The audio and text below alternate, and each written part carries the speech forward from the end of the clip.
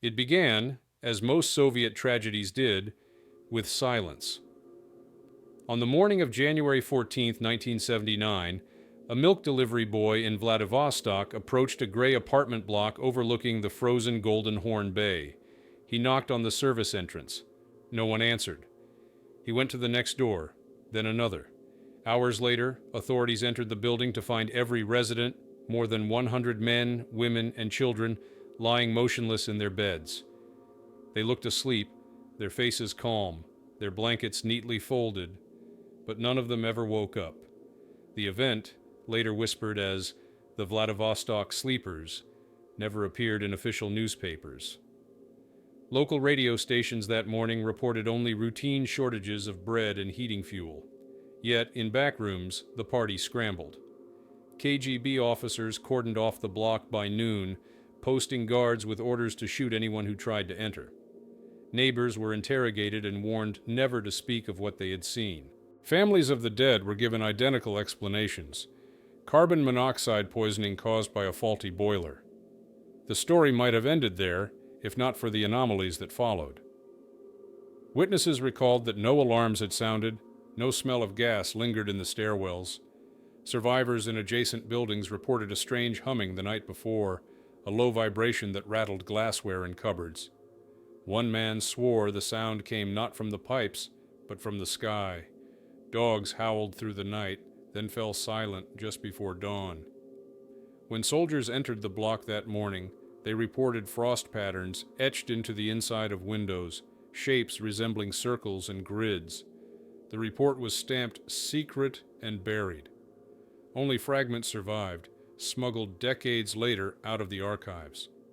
Among those fragments was a typed note signed by Colonel G.P. Sokolov of the KGB's Directorate 5. Subjects show no signs of struggle, injury, or conventional asphyxiation. Cardiac activity ceased simultaneously between 03:15 and 03:20. Recommend immediate containment. Possible experimental interference. The phrase experimental interference has haunted researchers ever since. Rumors spread quickly among dock workers and sailors in Vladivostok. Some claimed the apartment had been part of a military housing block tied to Pacific Fleet officers. Others whispered that the building had been wired with surveillance equipment, its residents unknowingly exposed to a signal test gone wrong. Retired engineers decades later recalled shipments of unusual antenna arrays arriving at the naval yard that winter, though no record of their installation exists. In the days following the incident, the block was emptied. Trucks carried the bodies to an undisclosed location, officially described as a collective burial. The building itself was stripped, its windows bricked up, its entrances sealed. By spring, locals said they could still hear sounds from inside. Footsteps, doors closing, whispers in stairwells. Some teenagers dared each other to approach at night, reporting faint light glowing through the cracks, as though candles still burned in rooms long abandoned. Official denials multiplied. Moscow ordered all references to the event purged from local archives. Families who persisted in asking questions were relocated or offered quiet pensions. But documents leaked in the late 1990s hint at something darker. Project Orpheus, a classified program researching neurological modulation through environmental harmonics. One declassified memo linked the Vladivostok event to Field Trial 7, though details were redacted. Even stranger were testimonies from surviving maintenance workers. One man, interviewed in 1992, claimed he had entered the block shortly after the discovery. He described the residents as if frozen mid-dream, eyes flickering beneath their lids, breathing shallow but present.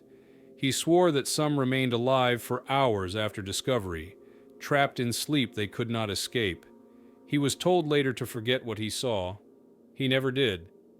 The Vladivostok sleepers became a rumor carried by sailors across the Pacific. American intelligence circles recorded whispers of an apartment where no one woke up. Japanese newspapers printed veiled references to a winter silence on the Soviet coast. Yet in Russia itself, the story was buried beneath layers of denial until the building itself was demolished in 1985 and replaced with a featureless parking lot. But silence leaves traces. Today, locals in Vladivostok still avoid the site. They claim strange dreams when passing by at night, dreams of stairwells filled with snow, doors that open onto empty corridors, and voices whispering from apartments that no longer exist. Did the Soviet Union lose an entire building of citizens to a faulty boiler, as the official story insists? Or did it conduct an experiment so dangerous it erased not just lives, but the memory of an entire place? The only certainty is this: a whole block of families went to bed one winter night and never awoke. And whether they died in their sleep or were taken into something far darker, the files remain locked, the witnesses silenced, and the truth buried beneath the frost of a forgotten winter. The question remains, echoing through bricked-up windows and erased documents: was the apartment block destroyed to conceal an accident, or to contain whatever still lingers inside? When investigators first entered the sealed apartment block in Vladivostok, the official narrative was already being written for them. They were told to expect carbon monoxide victims, to prepare for the sight of ordinary families struck down in their sleep. What they found unsettled even the most hardened officers. The residents lay neatly in their beds, their expressions calm, their bodies perfectly aligned as though placed deliberately. None showed the skin discoloration or frothing typically associated with gas poisoning. Blankets were folded across chests, hands resting lightly at their sides. It was as if the entire building had obeyed a silent command to lie down and never rise again. KGB photographers documented each floor, though most of those negatives were destroyed. A surviving contact sheet leaked decades later shows not the horror of death, but the serenity of suspension. Children's toys were scattered on the floor, teacups stood half-filled on tables, and clocks on every wall had stopped between 03:15 and 03:20. Time itself seemed to have frozen with the residents. One report, marked classified and later smuggled into the West, contained the line, "The state of the subjects suggests a synchronized neurological event, not environmental poisoning." Neighbors questioned in adjoining buildings spoke of strange phenomena in the hours leading up to discovery. Several mentioned a low-frequency hum, almost inaudible, that made their walls vibrate. One woman described her chandelier swaying without cause. Another insisted the snow outside the building glowed faintly blue, though no one else corroborated it. Dogs barked until their voices broke, then fell silent. Curiously, power meters for the block showed no unusual consumption. The lights inside were still burning when authorities entered, though no bulbs had been switched on manually. The bodies were transported swiftly. Trucks arrived under the cover of night, their cargo tarped and guarded. Families were told the remains would be cremated in Khabarovsk, but no death certificates were ever issued. Some widowed relatives later received envelopes of rubles as compensation, with instructions not to contact local authorities again.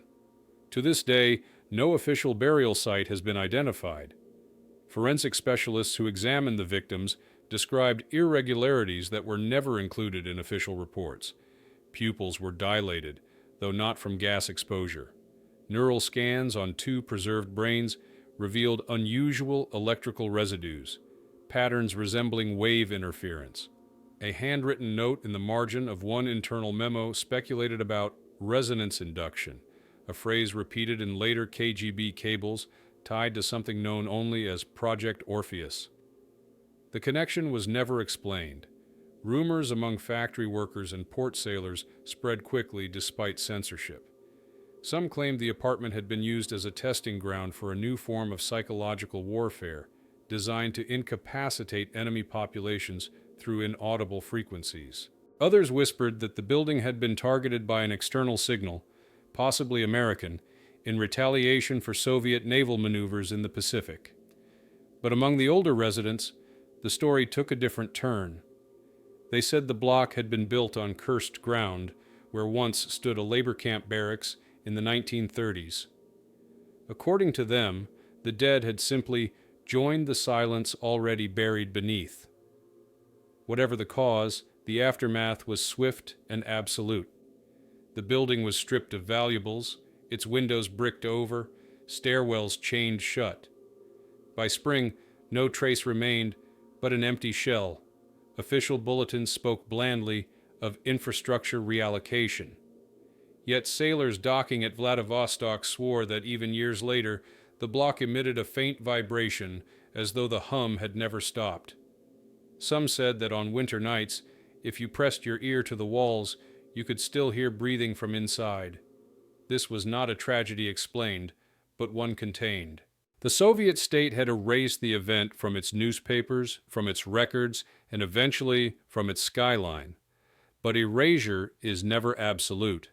In the memories of those who lived nearby, and in the fragments of classified files that escaped destruction, the Vladivostok sleepers remain, an entire building lost not to fire or flood, but to something far stranger, an experiment or accident that Moscow could never admit had taken place. The first attempts to reconstruct the timeline of that January night came not from the official reports, but from scraps of material smuggled out of the investigation. A retired power station technician, who had access to grid logs, later confessed that voltage fluctuations had been recorded within the city sector feeding the apartment block. The anomaly began at 02:58 and lasted for precisely 22 minutes. Curiously, the surge did not match the profile of a typical overload or short circuit. Instead, the data resembled the oscillations produced by deliberate frequency modulation. The technician's statement was ignored in court, and his testimony vanished from the archives, but copies of the grid printouts reappeared years later in samizdat circles, raising questions that never found official answers.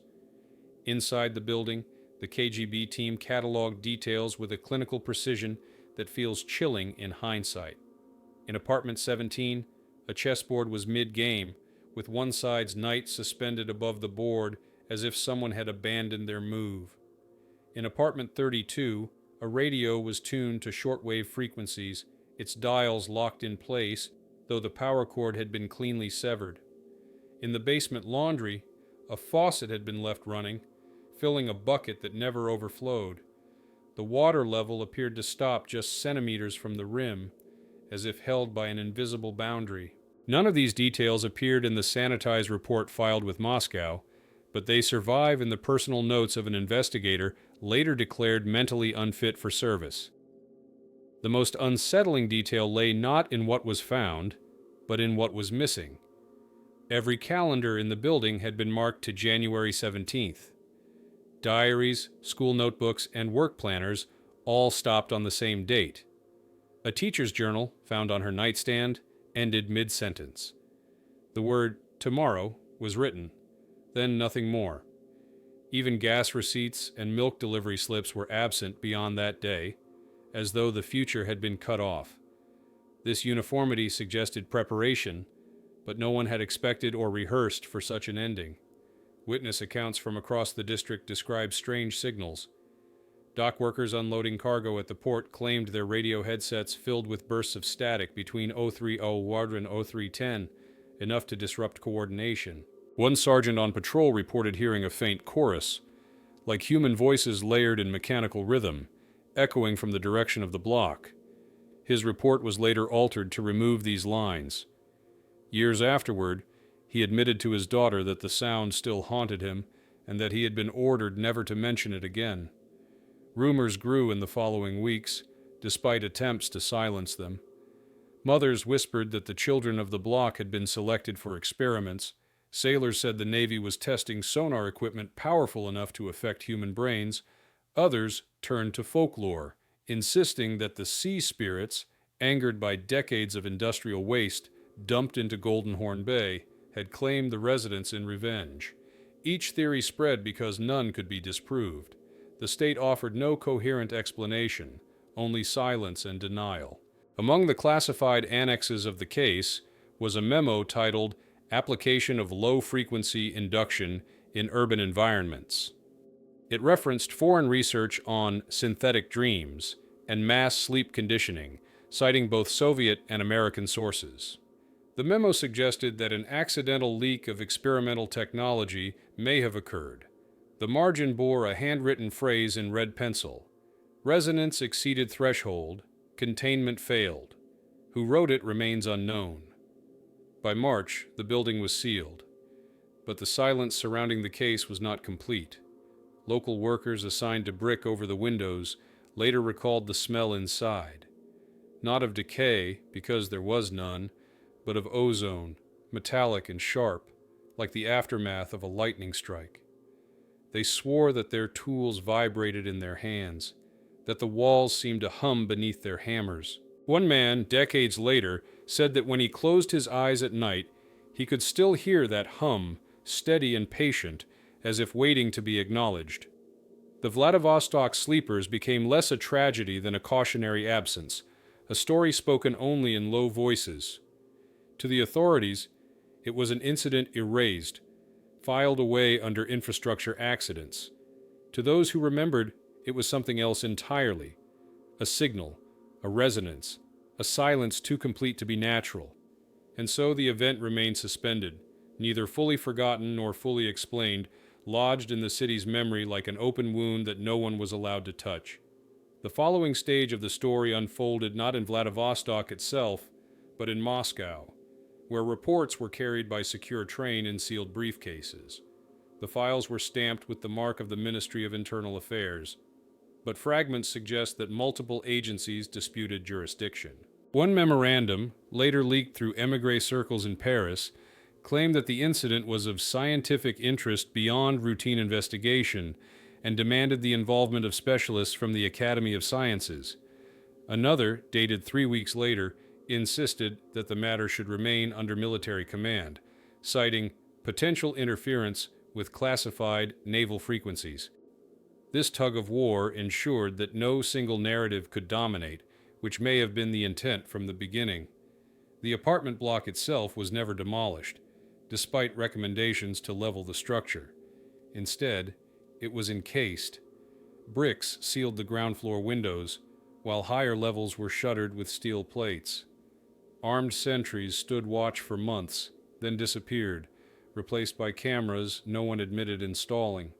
Locals described hearing the faint ticking of machinery from within, as though the building itself had become an instrument. When winter fog rolled in from the sea, the shape of the block was barely visible, a ghostly silhouette that seemed both present and erased at once. Those who lived nearby recalled subtle changes in their environment. Birds avoided the area, circling overhead but never landing on the roof. Cats abandoned the courtyard, leaving it eerily silent. One pensioner swore that her clock stopped whenever she entered the neighboring stairwell, resuming only after she stepped back outside. Such stories could be dismissed as folklore, yet they persisted in different forms across multiple households, suggesting a pattern too consistent to ignore.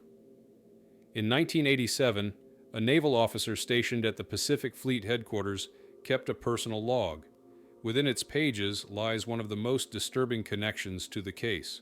He wrote of monitoring hydroacoustic equipment when for several minutes an unknown pattern emerged. Low pulses at regular intervals, not unlike the rhythm of a human heartbeat. The source triangulated inland, aligning with the very coordinates of the sealed apartment block. His entry concluded with the words, "If this is interference, then it has learned to mimic life." The officer later disappeared in what was described as a training accident. His diary surfaced only after his widow sold family belongings at a flea market in the 1990s. Whispers among construction workers in Vladivostok told of men ordered to dig trenches near the block under cover of night. They were instructed to place thick copper wiring beneath the soil, connecting it to equipment housed in trucks with no markings. One recalled that as soon as the circuit was complete, the earth vibrated faintly, as if something below the foundations had awakened. When he asked what the purpose was, an officer simply told him, "Stabilization." None of these installations remained visible by daylight, and the trenches were filled before morning. As the Soviet Union collapsed in the early 1990s, documents began leaking into the West. A photocopied KGB file of uncertain authenticity described the apartment block as an anomaly of synchronization, suggesting that the residents' biological rhythms had somehow become entrained to an external source. The file referenced earlier experiments conducted in Arctic settlements and classified them under the codename Chorus. Skeptics dismissed these claims as Cold War disinformation, yet no counter-explanation emerged. Meanwhile, families of the victims petitioned for answers. They were met with silence, sometimes intimidation. One widow recounted receiving anonymous phone calls in the dead of night. A voice on the other end would simply repeat her husband's name, over and over, in a monotone cadence, until she hung up. Another claimed that when she visited the block's sealed entrance to leave flowers, she heard faint music from within, not the strains of a radio, but a collective hum, like dozens of people breathing in unison. In 1995, a group of local university students attempted to break in, filming their efforts on a handheld camera. Their footage, seized almost immediately, was rumored to show the stairwell walls coated in a thin frost, though the outside temperature was above freezing. Their camera recorded a constant low tone, imperceptible to the ear but visible on the tape's audio spectrum. None of the students faced charges, but all transferred to universities far from Vladivostok within months, and none spoke of the incident again. As the years passed, the block remained sealed, its story fading into whispers and urban legend. Yet the consistency of details across time, grid anomalies, halted clocks, low-frequency hums, suggests something deeper than myth. It was not merely a building where people never woke up.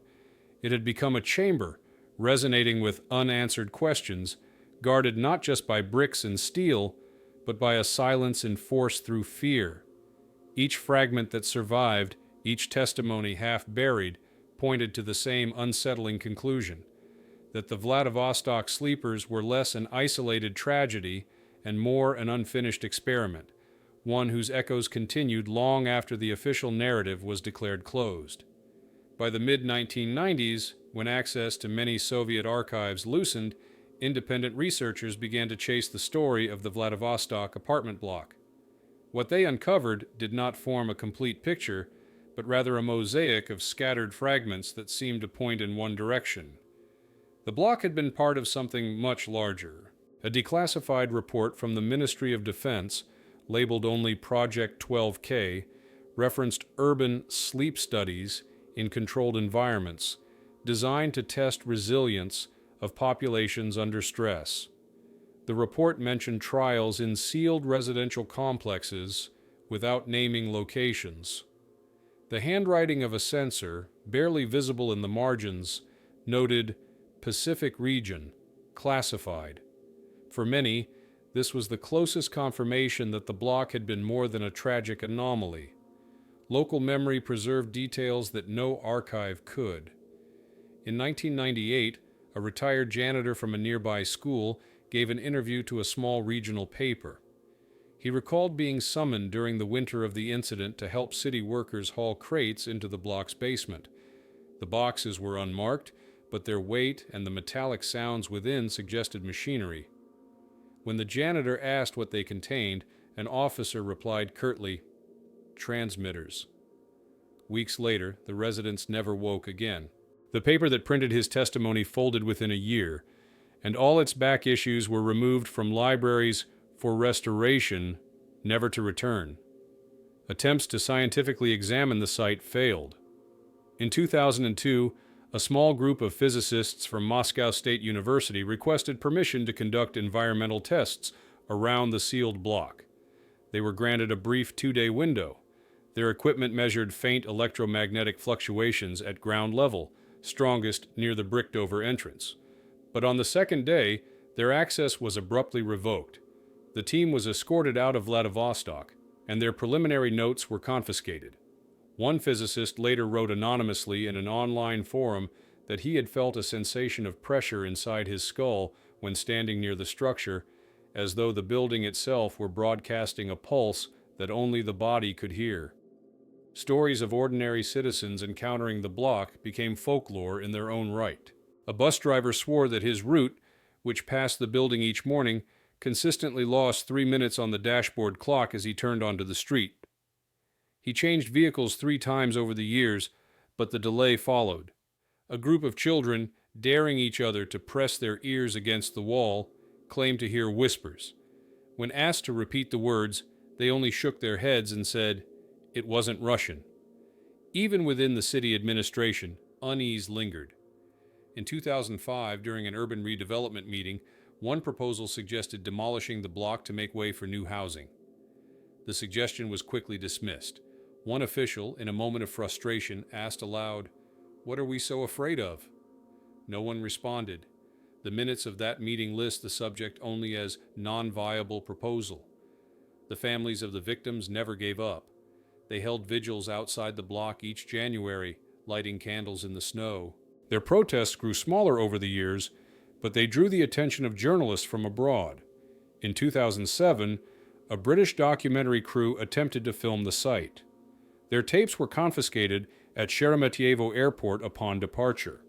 The crew members later reported that while filming, their microphones picked up an unexplained low droning sound, even though no traffic or machinery was nearby. In the silence left by the state, speculation filled the void. Some believed the residents had been exposed to experimental gas, designed to induce permanent sleep as a weapon. Others suggested that a new sonar technology, tested by the Pacific Fleet, had leaked into the civilian block by accident. A more unsettling theory grew among locals, that the building had somehow synchronized with a frequency beyond human comprehension, trapping its residents in a rhythm they could not escape. What makes the story endure is not merely the lack of answers, but the precision of the fragments that survive. The grid anomalies, the diary entries stopping mid-sentence, the officer's log of a heartbeat-like signal inland. Too many details, too carefully erased to dismiss as rumor. The block itself stands silent, its windows blind, a sealed chamber that no one dares to open. For researchers, it is both a monument and a warning, a reminder that the Soviet Union's buried projects did not always stay buried. For the families, it is simply a grave without bodies, a place where candles are lit each winter, hoping to keep alive the memory of those who never woke. By the late 2000s, the sealed building in Vladivostok had taken on the aura of a forbidden site, a monument to silence that both the authorities and the public seemed unwilling to confront directly. Yet evidence continued to surface, sometimes by accident, sometimes through deliberate leaks. One such revelation came from a batch of declassified maritime logs, uncovered by researchers trawling through naval archives. Among the pages was a report noting that in January of 1985, days after the apartment block tragedy, unidentified acoustic signatures were detected across a wide swath of the Sea of Japan. The patterns, described as cyclical pulses inconsistent with natural or artificial sources, lasted for hours. The coordinates given in the log lined up disturbingly close to the shoreline just beyond the block's location. At the same time, urban legends began to merge with fragments of official history. Locals whispered that the building was never entirely sealed off. On rare nights when fog blanketed the harbor, shadowy figures were seen entering through service doors at the rear, carrying equipment in cases with no markings. Residents nearby claimed they could hear the sound of machinery coming from deep underground, though no such tunnels were ever officially mapped. Others spoke of men in military uniforms standing watch inside the fog, vanishing as soon as anyone tried to approach. An internal Ministry of Health memorandum, allegedly leaked in 2010, contained even more troubling language. It referred obliquely to the Vladivostok cohort as a closed-cycle population, and noted that the event provided unanticipated data on the threshold of entrainment. The phrasing hinted that the apartment block's residents had not simply died, but had been subjected to a kind of mass conditioning. The memo concluded with the phrase, "replication inadvisable without stabilizers." The document was dismissed as a fabrication when it appeared online, but its technical language echoed earlier, verified reports from other classified programs. Attempts to re-examine the site after the fall of the Soviet Union met with quiet obstruction. In 2011, a group of independent investigators, many of them former journalists, attempted to take soil samples from around the block. They claimed that their compasses spun erratically near the building and that their GPS units failed to lock on. The samples they managed to retrieve showed no unusual chemical composition, but the recording equipment they used registered low-frequency interference that persisted for hours after they left. Their report circulated briefly online before disappearing. For the surviving relatives of the residents, the unanswered questions became unbearable. In interviews conducted in 2013, some spoke of dreams that returned every January, dreams of standing in empty hallways, hearing a faint hum, and seeing doors open to rooms that should not exist. A few admitted that they had stopped attending vigils because the proximity to the building made them physically ill, nausea, headaches, and dizziness that lifted only after they left the district. Whether these were psychosomatic responses to grief or something else remains unclear, but the consistency of the symptoms across different families raised troubling possibilities. Theories proliferated. Some linked the incident to broader Cold War experiments in psychotronic warfare, citing scattered references in American intelligence files to Soviet resonance projects. Others suggested that the building itself had been constructed as a kind of amplifier, designed to focus energy in a confined space. A minority pointed to older folklore, noting that the site had once been a burial ground before the expansion of Vladivostok. According to these tales, disturbing the ground invited spirits that could lull the living into eternal sleep. In the absence of clear facts, the rational and the supernatural blurred together, leaving only unease. What remained undeniable was the precision of the silence. Every diary stopping on the same day, every clock frozen at the same time, every report scrubbed clean of details. The Soviet system excelled at erasing what it deemed inconvenient, yet here the erasure itself became evidence of something larger.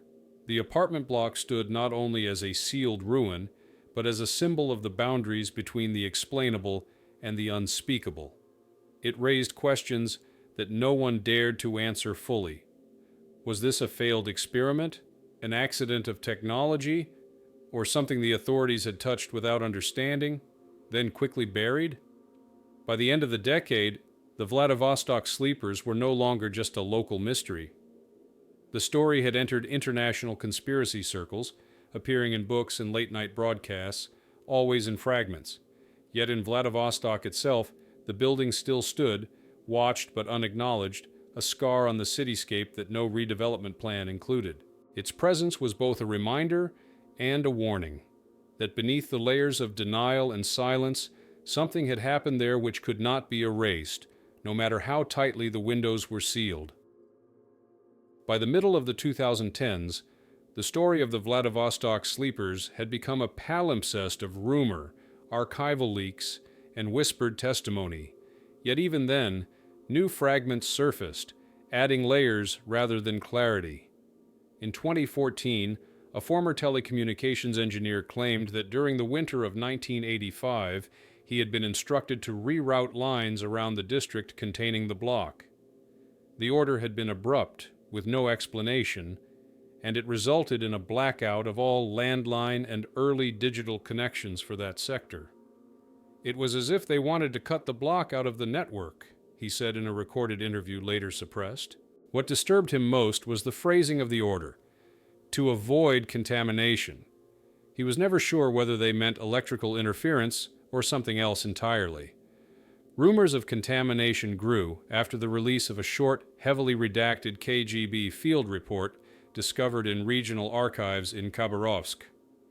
Though most of the text was obscured, a single phrase remained visible: psychophysical contagion. This suggested that whatever had silenced the residents was not viewed merely as a localized event, but as something transmissible, capable of spreading. Researchers debated whether this referred to a pathogen, a form of mass psychosis, or exposure to frequencies that could entrain the human nervous system. The ambiguity only deepened the sense of dread. Witnesses who had lived near the block continued to offer fragments. One woman described how, weeks after the incident, she awoke at night to see lights flickering in the sealed windows, faint glows that pulsed in rhythm with her own heartbeat.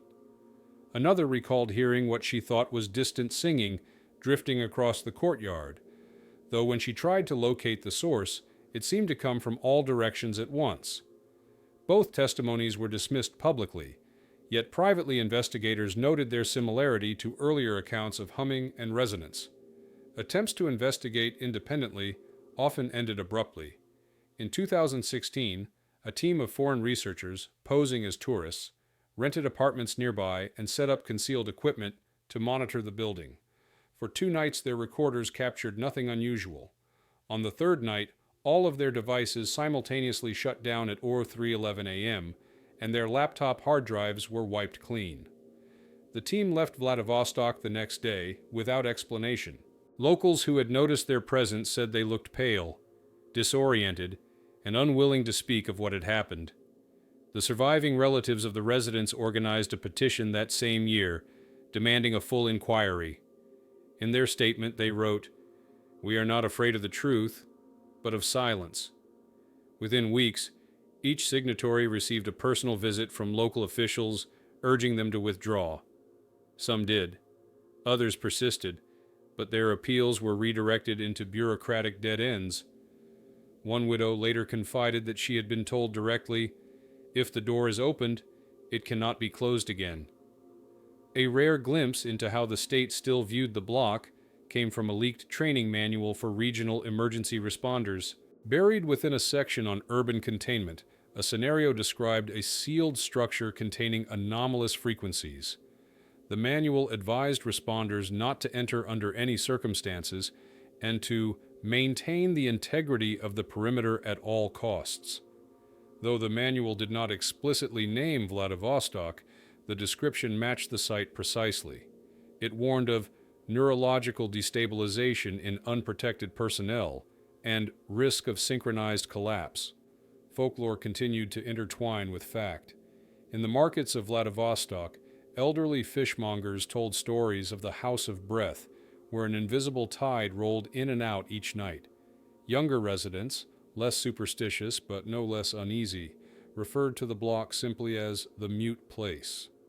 A few dared each other to approach it on winter nights, returning with headaches, nosebleeds, or recordings filled with static. Some insisted that if you pressed your hand against the bricked wall, you could feel a faint vibration, as though the building itself were still alive. The longer the building remained sealed, the more it became a symbol of unresolved history. For urban planners, it was a logistical inconvenience. For locals, a reminder of something they were not supposed to name. And for researchers, it stood as an unfinished equation, a problem deliberately left unsolved.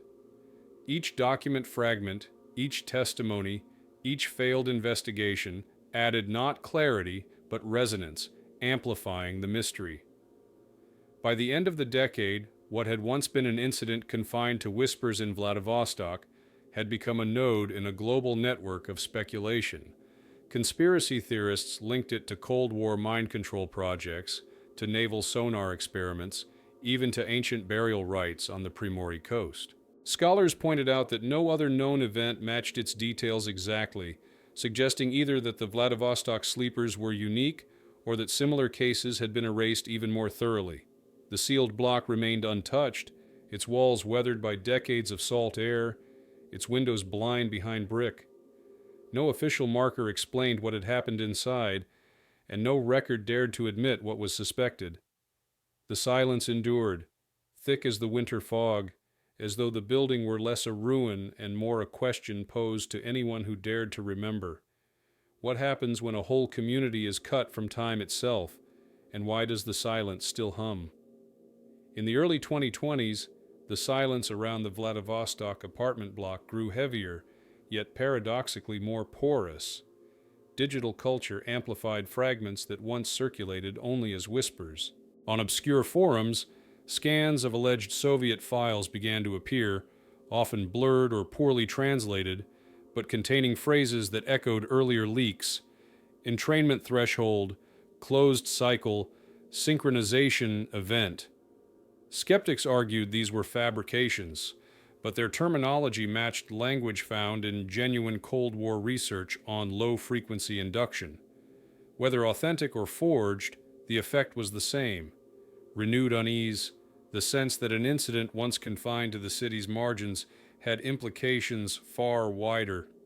Local accounts continued to add unsettling detail. A delivery worker, forced to pass by the sealed block each morning, reported that his handheld scanner malfunctioned every time he neared the building, printing receipts filled with rows of identical numbers. A taxi driver swore that his radio tuned itself, unbidden, to static whenever he drove past at night, regardless of the station selected. Small failures of machines, repeating with disturbing regularity, suggested that whatever resonance lingered within the block had not diminished with time. A classified memo surfaced in 2021, its authenticity debated but never disproven.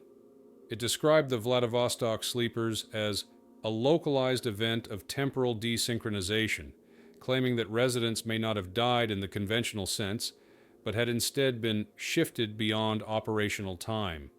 The memo concluded with the chilling line, "External containment remains stable, internal state unknown." If genuine, it implied that the building was less a tomb than a capsule, holding its inhabitants in a condition impossible to define. Relatives of the victims renewed their pleas that same year, filing petitions with both local authorities and international human rights organizations. They were met once again with silence. Yet one widow described a new form of intimidation: anonymous packages left at her door containing cassette tapes that emitted only a steady hum when played. The tapes were labeled simply with her husband's initials. Others reported similar experiences, each tape beginning at a slightly different frequency, as if someone, or something, were still trying to communicate. Meanwhile, environmental researchers noted anomalies in the soil around the block. Moss and lichen patterns formed unusual geometric shapes on the walls, spreading in lines rather than clusters. A botanist who studied the samples wrote privately that the growth resembled interference patterns, as if the organisms were responding to vibrations inaudible to humans. His findings never appeared in print. He left his position soon afterward. Folklore deepened as the facts remained buried. Children in Vladivostok dared each other to circle the building 3 times at night, believing that if they did, they would dream of voices whispering in unison. Market vendors claimed that the block's shadow lengthened unnaturally during winter sunsets, stretching across streets where the sun never reached. Each tale blurred the line between imagination and observation, but all reinforced the same truth. The building still radiated unease, even decades after it had been sealed. Official narratives, when they appeared at all, clung to denial. The city administration occasionally referred to the structure as unsafe due to structural instability, ignoring the decades of bricking and reinforcement that had kept it intact. Proposals to demolish it were quietly shelved, never debated in public. To those who paid attention, the refusal itself spoke volumes. If the block were merely a decayed ruin, it would have been erased long ago. That it still stood suggested it was serving a purpose, one no authority would admit. By 2022, international documentaries had taken up the story, though they relied largely on rumor and secondhand testimony. Filmmakers found themselves stonewalled when attempting to secure footage of the block. Drone operators reported interference, their devices losing signal as soon as they hovered over the site. One crew that managed to film for several minutes claimed that the footage, when played back, showed subtle distortions, windows that seemed to shimmer, shadows that did not align with the sun. Whether these were artifacts of equipment failure or something more remains unknown. The mystery persisted not because of what was known, but because of what was consistently withheld. Each attempted explanation, biological, technological, folkloric, only deepened the central void. The Vladivostok sleepers remained absent from official histories, yet ever present in the memories of those who dared to recall them. The sealed block endured like a mute witness, a monument to silence that refused to decay, humming softly beneath the city's skin, daring anyone to listen long enough to hear what lay inside. By 2023, the building in Vladivostok had become more than a sealed ruin.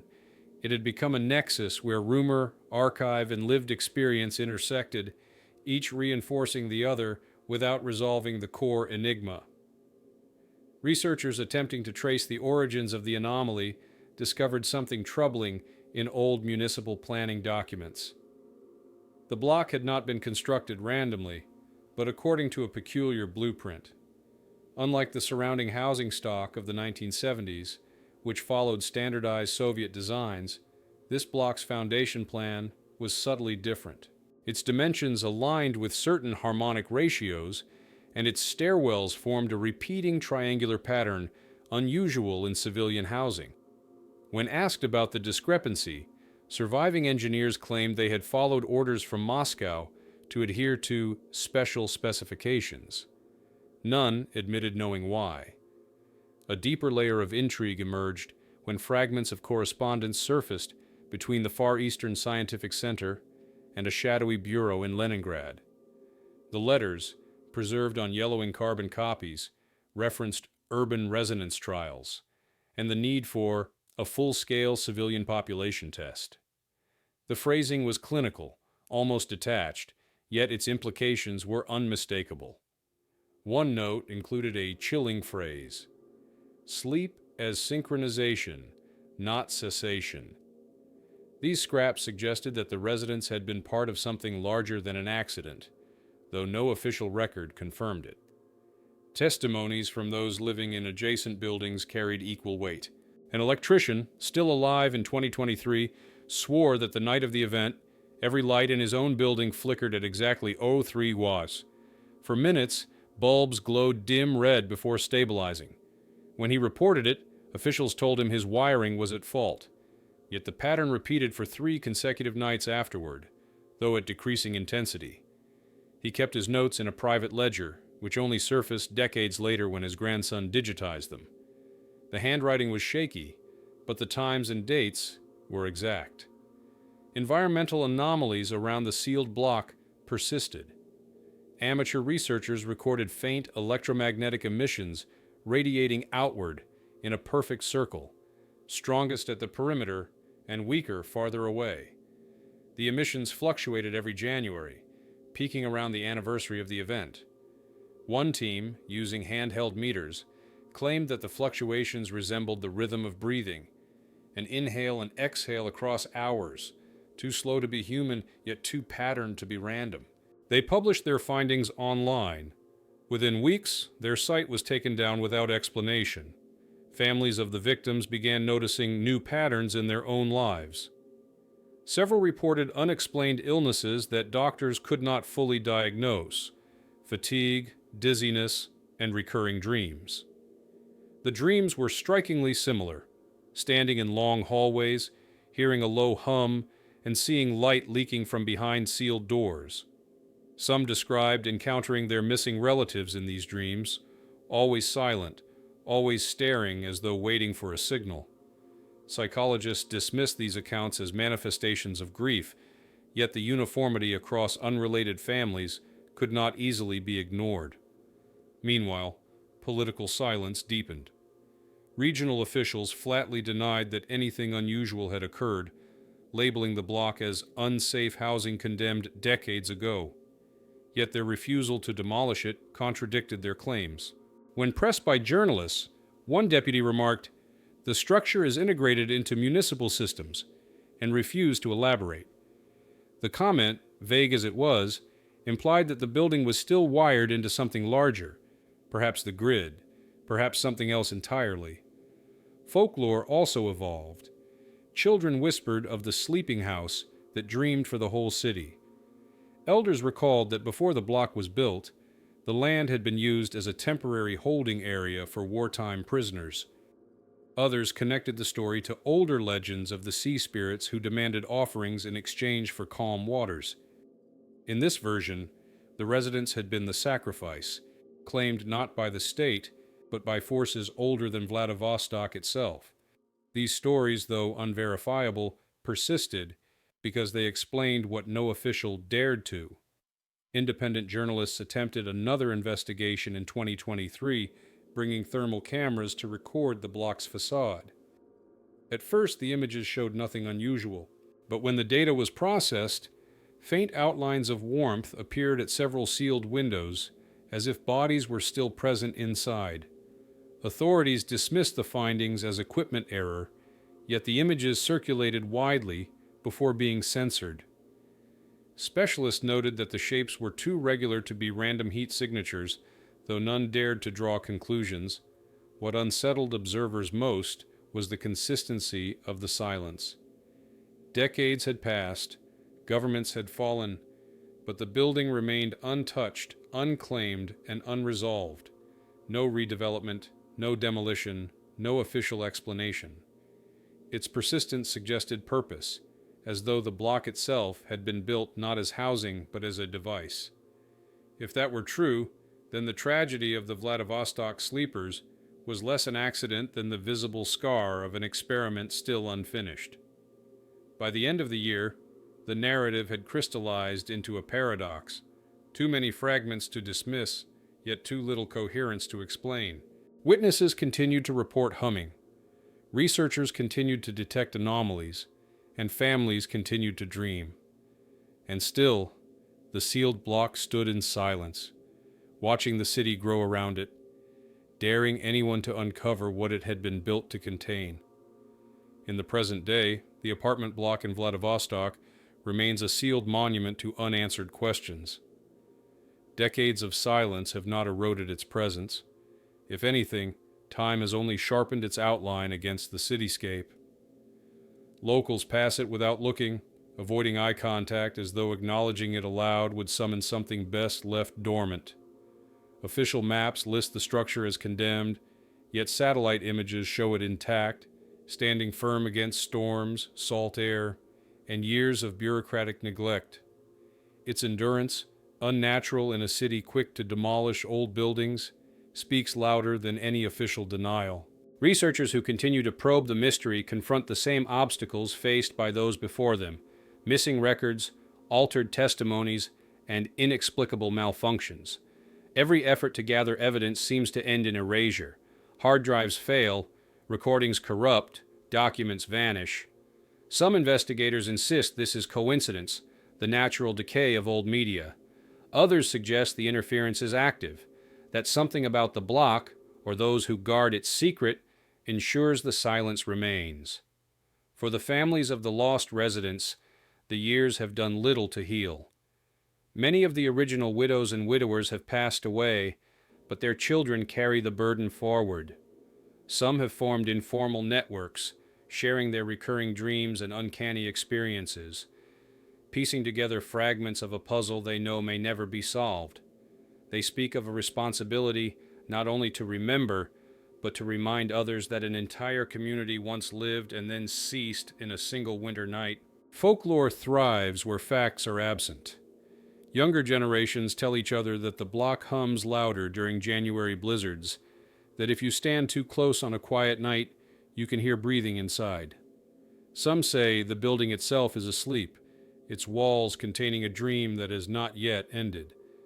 A few claim the residents are still there, suspended in a state outside of time, waiting for the moment the seal is broken. Whether believed or not, these stories keep the unease alive, shaping how the city remembers what it cannot explain. In the wider world, the case has become a footnote in conspiracy archives, cited alongside Cold War anomalies and speculative experiments in resonance and control. Scholars remain divided. Was it a failed Soviet project, a natural phenomenon misinterpreted, or something stranger still? Each explanation collides with the same wall of silence. No theory fits without leaving gaps, and no evidence survives without being shadowed by doubt. The enduring power of the Vladivostok sleepers lies not in what is known, but in what is missing. A community erased without bodies, a structure preserved without purpose, a silence maintained without end. Each unanswered question becomes a kind of evidence in itself, pointing to the deliberate nature of the erasure. The longer the block stands, the more it resists closure. insisting that its mystery is not finished. And so, the story concludes as it always has, with an open wound. The block still hums and whispers, still shapes the lives of those around it, still resists the clarity of explanation. Whether it was science gone wrong, a weapon tested on innocence, or something beyond the grasp of human reason, no one can say with certainty. What remains is the silence, heavy and unbroken, daring those who hear it to listen too long.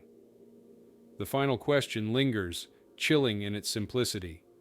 Did the Soviet Union bury a tragedy or preserve an experiment still ongoing?